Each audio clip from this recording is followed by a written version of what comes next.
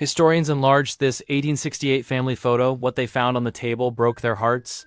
The cold October morning light streamed through the tall windows of the Hartford Historical Archive in Connecticut, casting elongated shadows across the polished wooden tables. Dr. Sarah Mitchell adjusted her glasses and carefully opened the cardboard box marked with the year 1868. At 42 years old, Sarah had dedicated the past 2 decades to studying Victorian photographs, but each new discovery still quickened her heart as if it were the first time. Inside the box, wrapped in tissue paper yellowed by time, rested dozens of old photographs. Sarah picked up the first one with her white cotton gloves, feeling the weight of history between her fingers. It was a family image, 5 people posing with the characteristic rigidity of the era, when photographic exposures took several seconds and required absolute stillness. The photo showed a middle-aged couple and 3 children.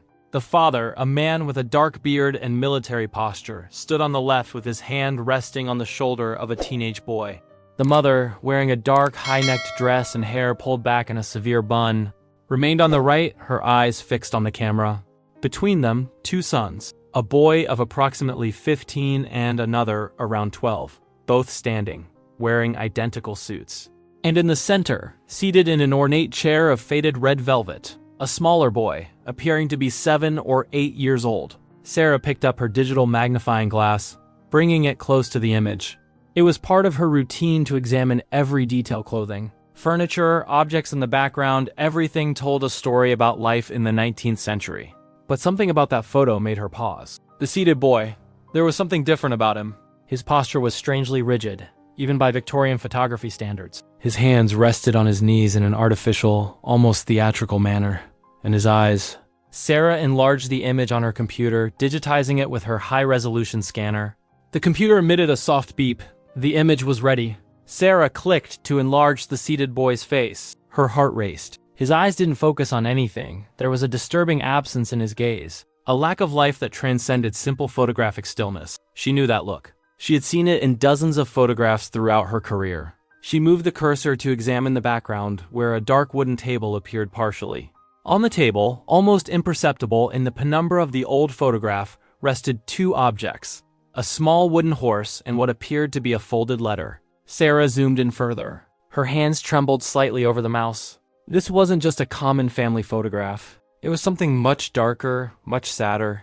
Sarah couldn't get the photograph out of her head during lunch. Sitting in a small cafe 2 blocks from the archive, she absent-mindedly picked at her salad while reviewing the digitized image on her tablet. The waitress, a young woman with red hair named Emma, approached with a water pitcher. "Everything okay with the food, doctor?" "Mitchell?" "Yes, thank you, Emma," Sarah responded, forcing a smile. "Just distracted with work." When Emma walked away, Sarah opened the image again. Under the natural light entering through the storefront window, the photo seemed even more disturbing. She zoomed in on the seated boy's face, studying every pixel. His skin had an unnatural pallor, even considering the technical limitations of 1868 photography. There wasn't the slightest indication of movement, something inevitable in children that age, even in the long exposures of the era. But that boy was perfectly still. Sarah knew the answer, but needed confirmation. She returned to the archive at 2 in the afternoon, climbing the stone steps worn by time. The receptionist, Mrs. Dorothy Chen, a 70-year-old woman who had worked there for 4 decades, looked up over her reading glasses. "Back quickly today. Found something interesting, Dorothy. I need access to Hartford death records between 1867 and 1869. Ah, another one of your investigations." Dorothy smiled affectionately.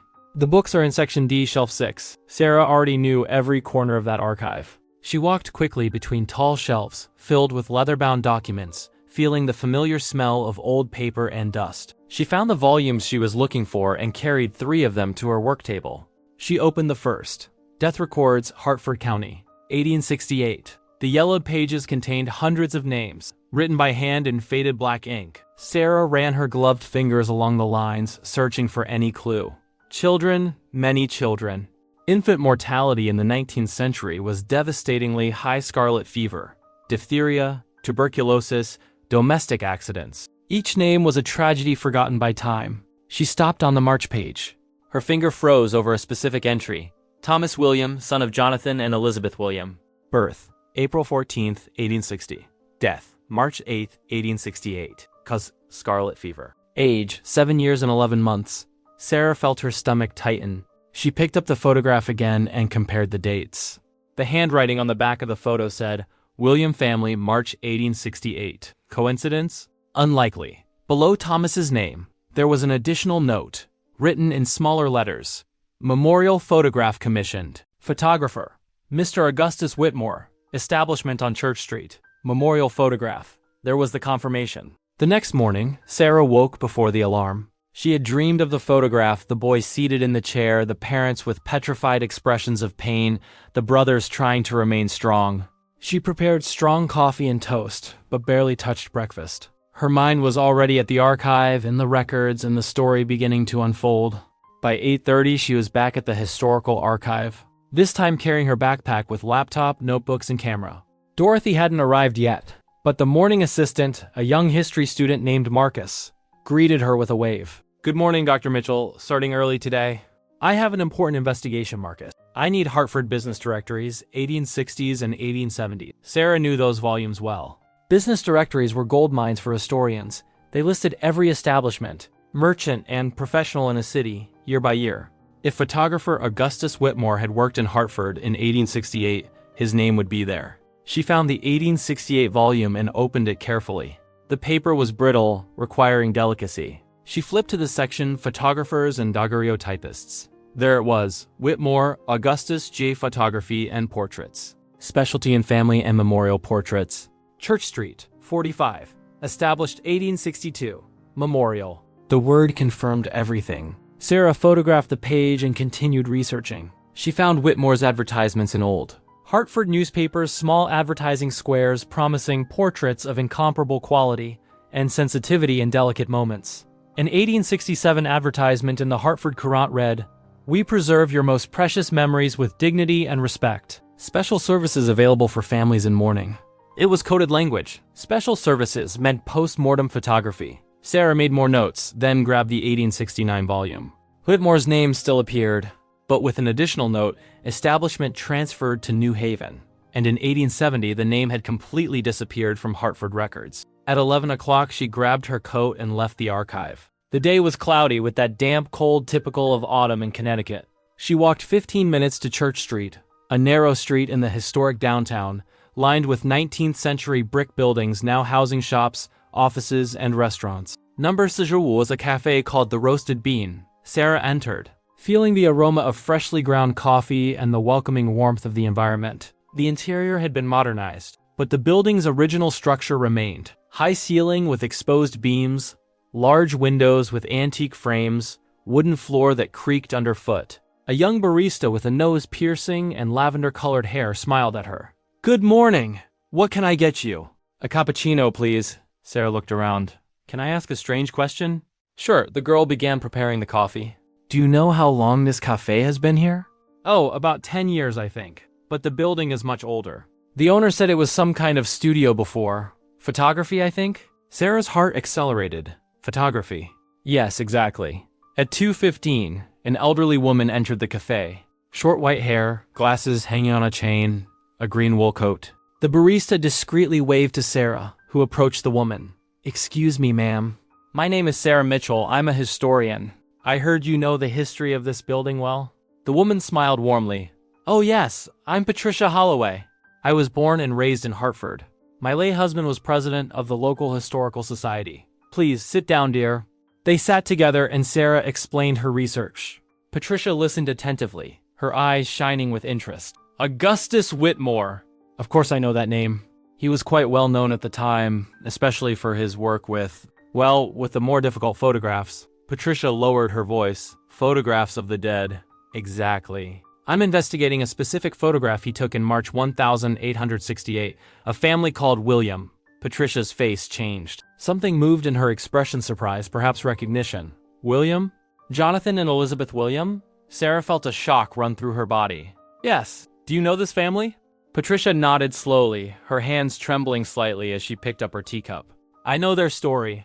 It's one of Hartford's saddest. Patricia stirred her tea slowly, as if gathering thoughts scattered across decades. The afternoon darkened outside, and the cafe's warm light created a bubble of intimacy between the two women. The William family lived on Maple Street in a 2-story white wooden house with blue shutters. My grandfather knew Jonathan William. They worked together at a textile factory near the Connecticut River. Patricia paused, her eyes distant. My grandfather used to tell stories about those times. Hartford was smaller then. Everyone knew everyone, at least in the working-class neighborhoods. Sarah took out her notebook, but Patricia gently held her hand. Leave the notebook aside for now, dear. Just listen. Jonathan William was a good man, hardworking, serious. He came from England, immigrated in 1855 with hopes of a better life. He met Elizabeth here, a local girl from an Irish family. They married in 1856, young, full of dreams. Patricia smiled sadly. They had 3 children. Robert, the eldest, then Michael. And lastly, Thomas, the baby of the family, born in 1860. Thomas's name made Sarah shiver. Thomas was special, according to my grandfather. A joyful child, curious, always asking questions about everything. He loved horses, dreamed of working in a stable when he grew up. Jonathan had promised to buy him a real horse when he turned 10. Patricia picked up a napkin and discreetly wiped her eyes. He never reached 10 years old. Scarlet fever, Sarah murmured. Yes, it was in the winter of 1868. One of the harshest Hartford had ever seen. Patricia continued, her voice steady but heavy with the weight of old sorrow. Thomas began feeling ill in late February. First, it was just a sore throat, then high fever, the characteristic red rash of the disease. Elizabeth cared for him day and night, applying cold compresses, making him drink water, praying beside his bed. But medicine of that era was limited. There were no antibiotics, no modern hospitals. He died at home? Yes, on the morning of March 8th, just before dawn. Elizabeth was beside him, holding his hand. He was only 7 years old. Patricia closed her eyes for a moment. My grandfather said the funeral was on a terrible day snow and strong wind, the cemetery covered in white. Jonathan carried the small coffin in his arms. Elizabeth didn't stop crying during the entire ceremony. The cafe around them seemed to have grown quieter, as if the very atmosphere respected the sadness of that ancient story. But there's more, Patricia continued, her voice low. Something few people know. Elizabeth couldn't accept that Thomas had gone.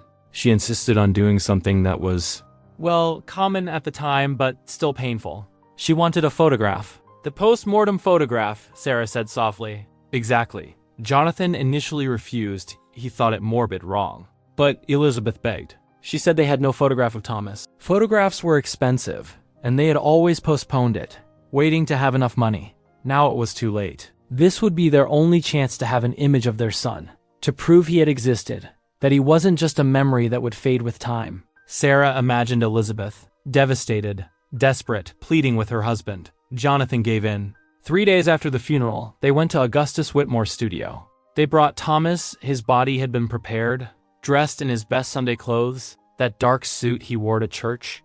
They also brought Robert and Michael, the brothers. Elizabeth insisted it be a complete family photograph, all together one last time.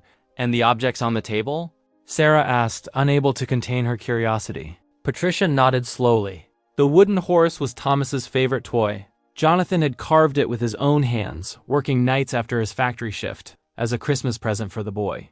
Thomas took that horse everywhere, slept with it, played with it in the yard, invented elaborate stories about riding across the plains like cowboys. The image was simultaneously sweet and devastating. And the letter? Sarah could barely ask the question. Patricia took a deep breath. The letter was from Thomas. He had written it to Jonathan a few months before becoming ill. It was just a few lines. Thomas was learning to write. He was only 7 years old. The letter said, "Dear Papa, thank you for the horse. When I grow up, I will buy a real horse for you too. With love, Tommy." Sarah felt hot tears streaming down her face. She didn't try to stop them. Elizabeth placed both objects on the table during the photograph. Sarah remained seated in silence, processing everything Patricia had told her. The cafe around them continued its normal routine, but Sarah felt suspended in a temporal bubble connected to 1868, to the William family's pain. What happened after the photograph? She finally asked. Patricia sighed deeply. Elizabeth never recovered. In fact, she got worse. My grandfather used to say she became a shadow of herself. She stopped eating properly, stopped taking care of the house, would spend hours staring out the window, as if expecting to see Thomas playing in the yard. Depression, Sarah murmured. Today, we'd recognize it as complicated grief, severe depression. In those days, they called it melancholia, and there was no real treatment. Doctors prescribed useless tonics. Churches said to pray more. Jonathan tried everything, took her for walks, invited relatives to visit, even suggested they have another baby. But nothing worked. Patricia paused to drink more tea, her hands trembling slightly. Robert and Michael suffered too, but differently. Robert, the eldest, was 15 when Thomas died. He took on extra responsibilities, trying to help his father at the factory, caring for Michael, trying to be strong for his mother. But inside, he was shattered too. Thomas was his little brother, the one he protected in the schoolyard for whom he told bedtime stories. And Michael? Sarah asked gently. Michael was 12. He and Thomas were closer in age, played together constantly. After Thomas's death, Michael became quiet, withdrawn. He stopped playing with other neighborhood boys, began having nightmares. Once, according to my grandfather, Michael was found in the cemetery, sitting beside Thomas's grave, talking to him as if he were alive. Sarah felt a tightness in her chest. The tragedy hadn't destroyed just one life, but had radiated its pain throughout the entire family, wounding each member in different ways. The photograph hung in the William House living room, Patricia continued. Elizabeth looked at it every day, sometimes for hours. She said it was her way of keeping Thomas alive, of not forgetting him, but Jonathan began to worry. He thought the photograph was preventing Elizabeth from moving forward, from healing. He wanted to remove it? He suggested it. Once, Elizabeth reacted with a fury no one imagined she still possessed. She screamed that he wanted to erase Thomas, to pretend their son had never existed. Jonathan never mentioned it again. Outside, rain began to fall, soft drops beating against the cafe's storefront window. The sound was melancholic, appropriate for the story Sarah was hearing. Months passed. Summer came, then autumn. Life continued in Hartford. Factories operated. Children played in the streets. Families celebrated holidays. But in the William House on Maple Street, time seemed to have stopped in March. Patricia paused, her face hardening with an even deeper sadness. And then, in November 1868, everything got worse. Sarah leaned forward, her coffee long forgotten and cold. What happened in November? Patricia's hands tightened around her teacup. Elizabeth began having ... visions. Or at least that's what she said. She claimed she saw Thomas in the house, playing with his wooden horse, running up the stairs. She talked to him, prepared food for him, left his chair at the table as if he would sit there. Jonathan was terrified. He called the family doctor, Dr. Henderson, who diagnosed Elizabeth with severe hysteria and recommended rest and isolation. Isolation? Sarah's voice carried a note of horror. In those days, it was a common treatment for women considered hysterical. Keep them in dark rooms, away from stimuli, force them to rest. Today, we know it was cruel and ineffective, but then it was accepted as medicine. Sarah shook her head, thinking of how many women had been destroyed by these barbaric treatment. Jonathan didn't want to do that to Elizabeth, but he was desperate. He converted the extra bedroom on the second floor into a sort of infirmary. Elizabeth spent most of her time there resting, according to medical orders. But my grandfather said she didn't rest. She lay there, staring at the ceiling, whispering Thomas's name repeatedly. How long was she like that? Weeks, and then, in December, shortly before Christmas, Elizabeth disappeared. Sarah felt her stomach freeze. Disappeared? How? One morning, Jonathan woke up, and she wasn't in bed. He searched the entire house, nothing. Her shoes were gone, as was her shawl. It was December. There was snow on the ground. Temperatures were below freezing. Jonathan woke Robert and Michael, and the three went out searching. They scoured the entire neighborhood, asked neighbors, went to the cemetery. Patricia paused, her eyes welling up. They found her 3 hours later in the cemetery lying on Thomas's grave. She was unconscious, freezing. Jonathan carried her back home, called the doctor. She survived, but something had changed irreversibly. She had tried to die, probably. Or maybe she just wanted to be close to Thomas, to feel connected to him. We'll never know for certain because Elizabeth never spoke again after that day. The silence between them was heavy as lead. She remained in a catatonic state for weeks. Jonathan hired a nurse to care for her at home, spending all the family's savings. Robert and Michael did what they could, but the sadness in the house was suffocating. My grandfather said you could feel it when passing in front of the William house, a sensation of weight, of tragedy that permeated even the walls. Sarah wiped tears silently. And after? Did Elizabeth recover? Patricia looked directly into Sarah's eyes. She recovered enough to function, but was never the same person. And the family eventually disintegrated in ways no one could have predicted. The rain intensified outside, drumming against the cafe windows. Patricia glanced at the clock on the wall. It was past 4 in the afternoon, but showed no hurry to end the conversation. Sarah realized this story was important to Patricia too. a way of honoring memories and people long forgotten. When Elizabeth finally emerged from her catatonic state in January 1869, she had fundamentally changed. Patricia continued, her voice low and controlled. She spoke, ate, performed basic household tasks, but it was as if an essential part of her had died in that cemetery during that freezing December morning. She functioned mechanically, Sarah said, recognizing symptoms of what today would be diagnosed as severe depression with dissociative features. Exactly. My grandfather described her as a porcelain doll that someone had forgotten to bring to life. She prepared breakfast for the family but never ate. She washed clothes but left them wet in the basin. She looked at Jonathan and the boys without really seeing them.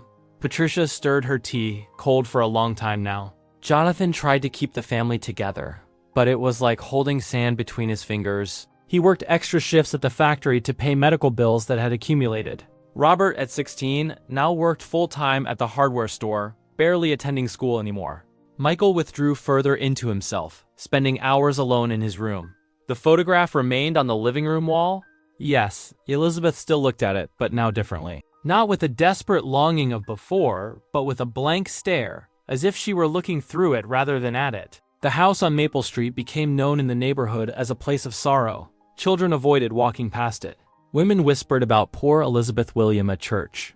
Patricia took a breath, her voice trembling slightly. In the spring of 1869, Jonathan made a decision. He couldn't continue like this. The family was drowning financially and emotionally. He had a cousin in Philadelphia who owned a small printing business and offered Jonathan a job.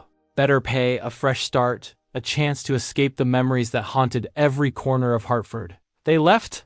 Jonathan wanted to, but Elizabeth refused. She said she couldn't leave Thomas. She visited his grave every day, talked to him, brought flowers. The idea of moving to Philadelphia, of being hundreds of miles away from his burial site, was unbearable to her. Sarah felt her heart break. What did Jonathan do? He made an impossible choice. He took the job in Philadelphia and left Robert with him. Michael stayed in Hartford with Elizabeth, living with Elizabeth's sister Margaret, who had recently been widowed and had room in her house. He split the family. He had no choice. They were destitute, drowning in debt. The Philadelphia job was their salvation. Jonathan sent money back every month for Elizabeth and Michael's care. He visited when he could, but the trips were expensive and time-consuming. Patricia's voice grew softer, as if the weight of the story itself was pressing down on her. The years that followed were difficult for everyone. Jonathan and Robert built a new life in Philadelphia. Robert eventually married a local girl and had children of his own.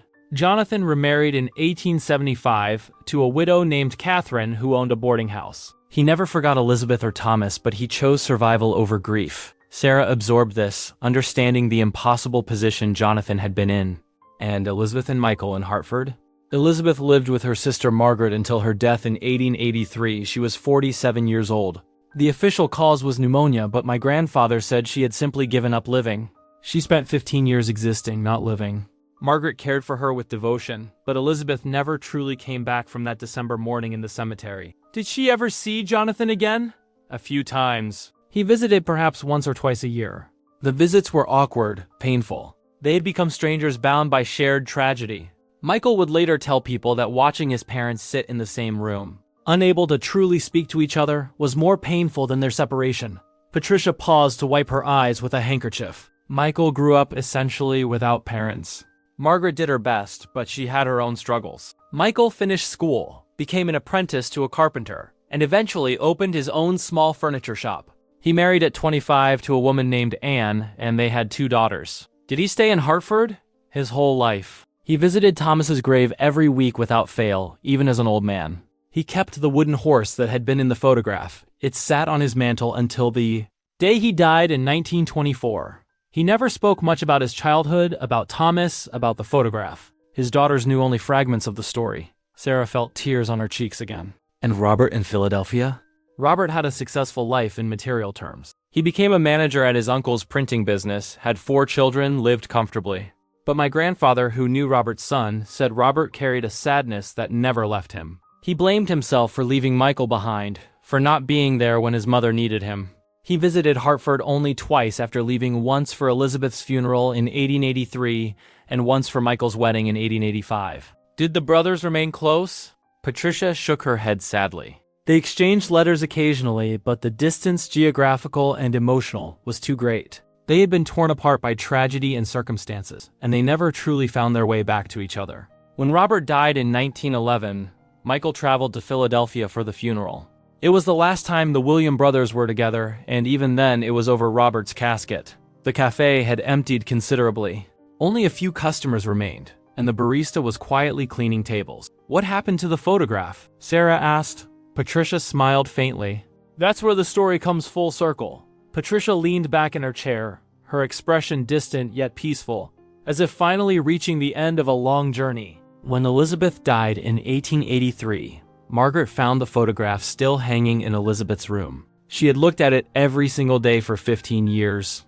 Margaret couldn't bear to throw it away. It felt like erasing Thomas's existence entirely. So she kept it. Sarah listened intently, her historian's mind already connecting the dots to how this photograph eventually ended up in the Hartford archive. Margaret passed it to Michael when she died in 1891. Michael hung it in his furniture shop, in a small back office where he did his bookkeeping. His wife Anne thought it was morbid having a post-mortem photograph displayed like that, but she understood. Thomas was Michael's brother, and that photograph was the only image of them all together. Did Michael's daughters know the truth about the photograph? Eventually. When they were old enough, Michael told them the story about Thomas, about the scarlet fever, about how their grandmother had loved Thomas so much that grief consumed her. The photograph became a family artifact, a reminder of love and loss intertwined. Patricia took a sip of her cold tea, grimacing slightly before continuing. Michael died in 1924. His daughter Ruth inherited the photograph. Ruth had always been fascinated by family history, and she preserved the photograph carefully. She researched, found Thomas's grave, had it maintained. When Ruth died in 1967, her son donated several family items to the Hartford Historical Society, including the photograph. He didn't know its full significance to him. It was just an old family picture, and that's how it ended up in the archive, Sarah said softly. Yes, it sat in storage for decades, just another artifact among thousands. Until you found it yesterday.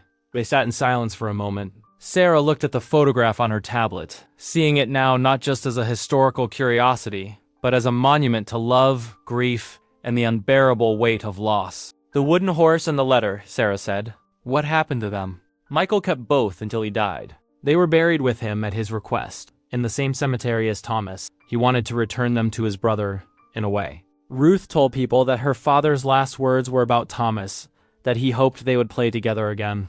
The way they used to before the fever came. Sarah felt her throat tighten. "That's beautiful and heartbreaking. That's grief," Patricia said simply. "It changes everyone it touches." Jonathan chose survival and built a new life. Elizabeth chose memory and was consumed by it. Robert carried guilt. Michael carried love and sadness in equal measure. "There's no right way to grieve, Sarah. There's only survival in whatever form it takes." Sarah nodded, understanding profoundly. "Thank you for telling me this story, Patricia. I'll make sure it's properly documented that the William family isn't forgotten." "That's all we can do for the dead," Patricia said, standing slowly, gathering her coat. "Remember them.